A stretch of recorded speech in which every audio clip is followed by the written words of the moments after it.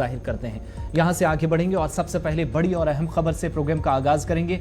मरकजी वज़ीर दिफा राजनाथ सिंह ने आज जम्मू और राजौरी का दौरा किया। बफलियाज ऑपरेशन पर वज़ीर दिफा को राजौरी में ब्रीफ किया गया। देरा की गली में जो मुतासरीन थे या फिर 5 फौजी जवानों की मौत के बाद यहां पर 3 शहरियों की हलाकत हुई थी, उनके लवाहिकीन से भी वज़ीर दिफा ने मुलाकात की है और डिस्ट्रिक्ट डेवलपमेंट काउंसिलर्स जो हैं, डीडीसीज जो हैं, उनके 14 मेंबरान के साथ राजौरी में मीटिंग भी वज़ीर दिफा राजनाथ सिंह की हुई है। लेकिन साथ साथ राजौरी पहुंचने पर जब जम्मू आज पहुंच रहे थे, जम्मू से राजौरी का रुख वज़ीर दिफा राजनाथ सिंह ने किया तो सलामती सूरत हाल पर जायजा लिया। जम्मू में फौजी सरबराह मनोज पांडे और इसके अलावा दीगर अफसरान उनके साथ मौजूद थे। जम्मू में उनको रिसीव जम्मू के हवाई अड्डे पर जम्मू कश्मीर के लेफ्टिनेंट गवर्नर मनोज सिन्हा ने किया और इसके बाद वो यहां से एक खुसूसी हेलीकॉप्टर के जरिए राजौरी गए। राजौरी में भी गैर मामूली सिक्योरिटी के इंतजामात रहे।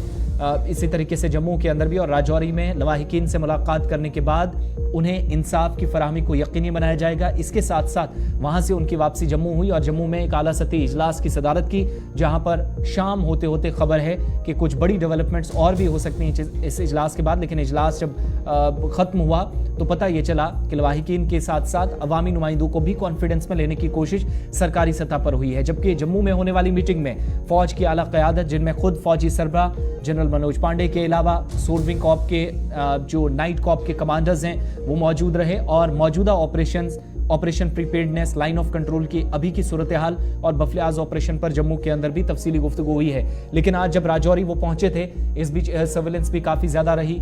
जम्मू कश्मीर पुलिस फौज काफी एक्टिव नजर आई। राजौरी के डाक बंगलों में उन्होंने मुलाकात इन लोगों से की जिनके बारे में आपको बताया। लेकिन राजौरी पहुंचने के बाद में वो जम्मू भी पहुंचे। राजौरी में उन्होंने कहा कि हुकूमत का असल मकसद है कि फौज या बाकी सिक्योरिटी इदारे मिलकर मिलिटेंसी का खात्मा करें, इस बात को यकीनी बनाना है। वज़ीर दिफा के मुताबिक हमारी जिम्मेदारी है और फौज पर यकीन रखना होगा कि उनकी कार्रवाई से कोई नुकसान नहीं पहुंचे। इसके साथ साथ मिलिटेंसी मुखालिफ ऑपरेशन जो है वो जारी रखे जाएंगे और सबसे ताकतवर फौज की एक मिसाल ये भी है कि खित्ते के अंदर किसी भी तरीके से सलामती के साथ या इश्यूज के साथ कोई कॉम्प्रोमाइज नहीं किया जाएगा। वज़ीर दिफा राजनाथ सिंह की तरफ से जम्मू पहुंचने से पहले राजौरी जब वो पहुंचे थे तो राजौरी में क्या कहा गया था, एक बात उनकी सुनाएंगे और उसके बाद सीधा जमशीद मलिक के पास चलेंगे। दिन भर का सारा कंक्लूजन, अभी तक क्या कुछ रहा, उस पर भी बात करेंगे और मुलाकातों के हवाले से भी गुफ्तगू होगी। और जो हमारे सैनिक घायल हुए हैं उनके शीघ्र स्वस्थ होने की भी मैं ईश्वर से कामना करता हूं और मैं आपको आश्वस्त करना चाहता हूं कि घटना की गंभीरता को देखते हुए जो भी आवश्यक और जो भी उचित कदम है वह उठाने की भरपूर कोशिश की जा रही है। हमारे लिए हर सैनिक बेहद महत्वपूर्ण है और हमारा एक सैनिक, मैं मानता हूं, वह हमारे परिवार के सदस्य के समान है। यह हम सब के अंदर यह भावना रहती है, सारे देशवासियों के अंदर यह भावना रहती है और आपके ऊपर कोई नजर डाले तो सचमुच यह हम सबको कतई बर्दाश्त नहीं है। चलिए, जख्मी फौजियों के हवाले से भी बात कर रहे थे और चूंकि फौज को इस ऑपरेशन में काफ़ी नुकसान उठाना पड़ा है, फौजी सरबराह उनके साथ थे और वज़ीर दिफा के मुताबिक मिलिटेंसी के खात्मे के लिए ऑपरेशंस तेज़ करना ज़रूरी है। अब आज भी ऑपरेशंस चल रहे हैं। जो पुंछ ऑपरेशन की बात है तो उसका भी 1 हफ्ता मुकम्मल हो गया है।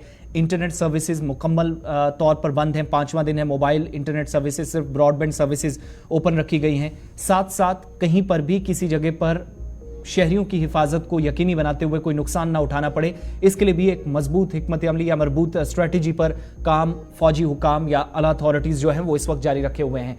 जमशीद मलिक के पास चलेंगे, फोन लाइन पे हमारे साथ इस वक्त जुड़े हुए हैं क्योंकि हम जब बराह रास्त तस्वीरें तो दिखाते हैं लेकिन रब्ता नहीं हो पाता क्योंकि मुकम्मल तौर पर इंटरनेट सर्विसेज जो हैं वो बहाल नहीं हो सकी हैं। जमशीद, बहुत शुक्रिया ज्वाइन करने के लिए। पहले तो ये बताइएगा कि अभी राजौरी के अंदर इस वक्त शाम होते होते सिचुएशन क्या है और आज जो दिन में मुलाकातें हुई, मरकजी वज़ीर दिफा का बड़ा इंपॉर्टेंट दौरा था, क्या गुफ्तगू हुई है, क्या लोगों से बातचीत हुई है और किन लोगों से मुलाकातें आज हुई हैं? और खबर यह भी है कि लवाहिकीन से भी मुलाकात राजौरी के अंदर राजनाथ सिंह की हुई? सर बिल्कुल, जहां राजनाथ सिंह का दौरा राजौरी का था, ये बहुत एक अहम दौरा माना जा रहा था। इस दौरे के दौरान पुंछ से सीनियर सियासी लीडरान के साथ साथ डीडीसी मेंबरान को भी यहाँ लाया गया था और जो लोग इस हमले में, जिसके बाद जो मुतासर लोग थे, उनसे भी मुलाकात उनकी हुई और उनसे भी यकीन दहानी करवाई गई कि उनको पूरा इंसाफ दिया जाएगा। उसके बाद एक आला सतह फौजी रिव्यू मीटिंग भी ली गई। उसके बाद अब वो हॉस्पिटल का रुख किया उन्होंने। उसके बाद जहाँ वो मुतासरीन जो जख्मी है उनसे मुलाकात की। उसके बाद वो यहाँ से रवाना हुए। मगर इस दौरे से बहुत सारी चीजें निकल कर सामने आई हैं, क्योंकि सियासी लीडरान की तरफ से, खास करके जो सोनकोट या पुंछ डिस्ट्रिक्ट के जो सियासी लीडरान थे, उनकी तरफ से ये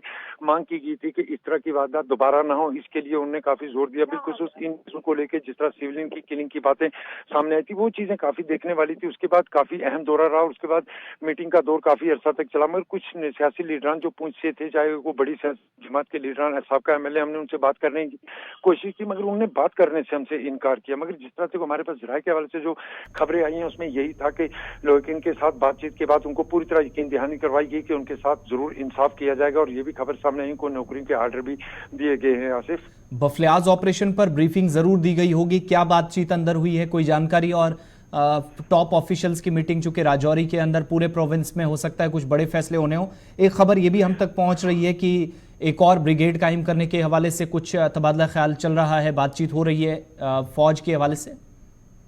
बिल्कुल आसिफ, एक और ब्रिगेड तैनात राजौरी पुंछ के अंदर किया जाएगा। इसके लिए फैसला पहले से ही ले लिया गया कि राजौरी पुंछ के अंदर एक और ब्रिगेड लाया जाएगा, जो सिर्फ जंगल की हिफाजत, जंगल के इलाके हैं जो उनके छानबीन के लिए या उन इलाकों में सर्च के लिए एक और ब्रिगेड राजौरी में लाया जा रहा है, जिसकी खबर ये भी सामने आ चुकी है। और इस खबर के बाद जिस तरह मैं कह रहा हूँ कि सिक्योरिटी के हवाले से राजौरी में काफी सख्त इंतजाम पहले ही कर दिए थे, क्योंकि हालात हमने देखे 2022 के बाद ही राजौरी के हालात काफी खराब हुए। 23 के आगाज के साथ ही पहले दिन ही राजौरी के ढांगरी में हमला हुआ, जिसमें 7 लोगों का कत्ल हुआ। उसके बाद लगातार इस तरह की खबरें गिरदोनवा से थी, क्योंकि जंगल के इलाकों में मुश्तबा अफराद देखे जाने की खबरें सामने आ रही थी। उसके बाद बड़े पैमाने पर राजौरी पुंछ के अंदर सर्च ऑपरेशन का सिलसिला हम लगातार देख रहे थे। मगर लगातार जिस तरह बड़े हमले हुए हैं राजौरी और पुंछ में, इन हमलों के बाद कहीं ना कहीं सिक्योरिटी को लेकर बड़े कदम उठाने की इंटरनेट सर्विसेज भी बंद है, बहाली के हवाले से कोई जानकारी है आपके पास? और एक अपडेट दे दीजिएगा ऑपरेशन पर, जिसको आज 1 हफ्ता मुकम्मल हो गया है।